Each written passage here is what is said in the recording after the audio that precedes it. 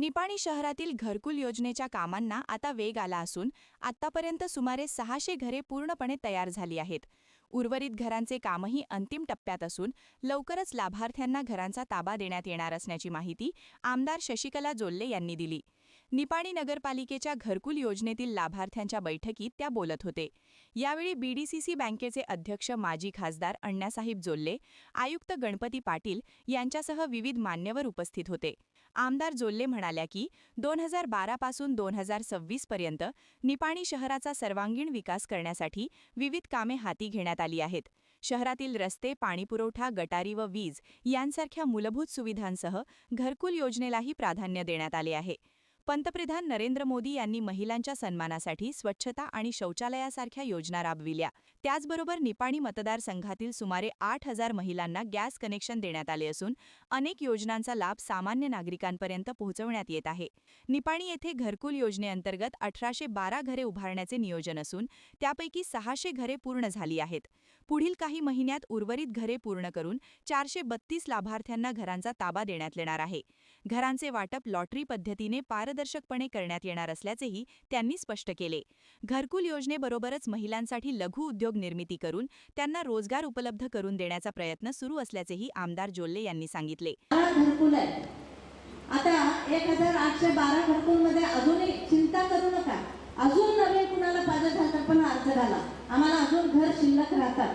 म्हणून आज आपण काय केलं की आपल्या सगळ्यांना मिळून तुम्हाला 4 हप्ते कोण कोण भरले त्यांना आम्ही घरकुल द्यायचं.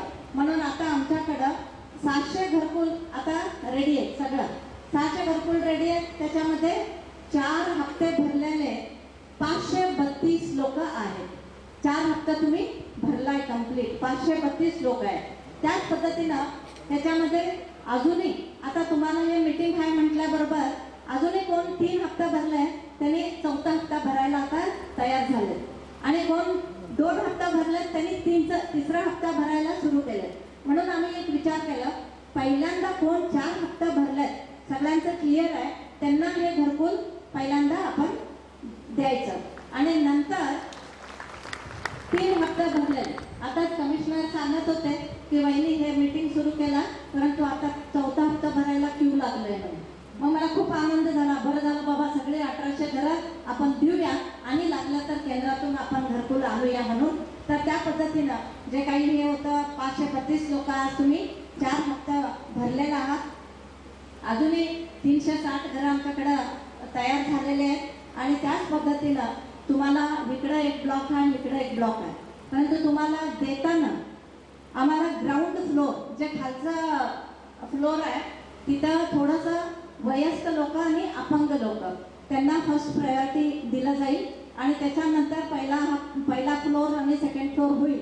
तर एका फ्लोरमध्ये 12 घर आहेत. 100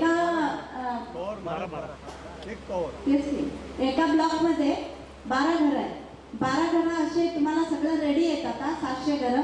तर माझा तुम्हाला प्रश्न आहे की हे आम्ही लॉटरी उचलून तुम्हाला घरकुल द्यायचं काय तुम्हीच 12 लोकांचा ग्रुप करून आम्ही 12 लोक एक ब्लॉकमध्ये येतो असं तुम्ही सांगता. हे थोडंसं विचार करून तुम्ही आज मला सांगायला पाहिजे. कॉमन सगळ्यांचं जे काही 600 इथं 532 लोक आहेत सगळ्यांचं चिठ्ठी करून चिठ्ठी उचलाल तसं तुम्ही घ्यायला तयार असाल तर त्या पद्धतीने करतो. नाहीतर तुमचं कोण पाहिजे ते 12 लोक आम्ही ह्या एक अपार्टमेंट घेतो म्हणून तुमच्याकडून आलं तर आपण ते देखील व्यवस्था करतो.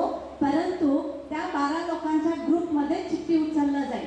कोण ग्राउंड फ्लोर कोण फर्स्ट फ्लोर आणि कोण सेकंड फ्लोर अशा पद्धतीचं तुम्हाला विचारून द्यायचं म्हणून आज हे मीटिंग बोलवलेलं आहे.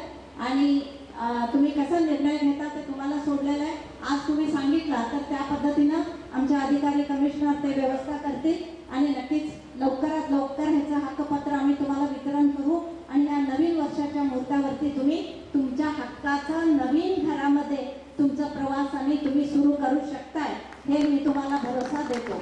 तुमचं झाल्यानंतर 3 हप्त्यावाल्यांचं म्हणून तुमच्याकडूनच येऊ दे कुठल्या पद्धतीनं आपण करायचं. कारण हे केल्यानंतर तुम्हाला असं झालं तसं झालं, ह्याव करायला पाहिजे होतं, ते करायला पाहिजे होतं, असं नको. नाही, आम्ही 12 लोक आम्ही एकत्र येतो, 12 लोकांमध्ये चिठ्ठी उचला म्हटलं तर तसं करतो. नाहीतर 532 लोकांचं पण चिठ्ठी उचला म्हटलं की तुमच्या समोरच चिठ्ठी उचलून ग्राउंड फ्लोअर, फर्स्ट फ्लोअर आणि सेकंड फ्लोअर असं व्यवस्था करून देतो आणि लवकरात लवकर तुम्हाला तुमचं हकपत्र देण्याचं व्यवस्था आपण पाडव्याच्या मुहूर्तावरती करतो. म्हणून तुमच्याकडून जरासा सल्ला येऊ दे आणि नंतर पुढे आम्ही काय करायचं ते तुम्हाला सांगू शकतोय. यावेळी माजी नगराध्यक्ष जयवंत भाटले, उपनगराध्यक्ष संतोष सांगावकर, भाजप शहराध्यक्ष राजू गुंदेशा, राजू देसाई, सुनील पाटील, जुबेर बागवान, विजय टवळे, महेश सूर्यवंशी, नगरपालिका कर्मचारी प्रवीण कणगले, सागर मेस्त्री, विशाल लटवडे, इंद्रजीत घस्ते यांच्यासह मान्यवर व लाभार्थी मोठ्या संख्येने उपस्थित होते. कार्यक्रमाचा शेवट आभार संपत कुरणे यांनी मानले.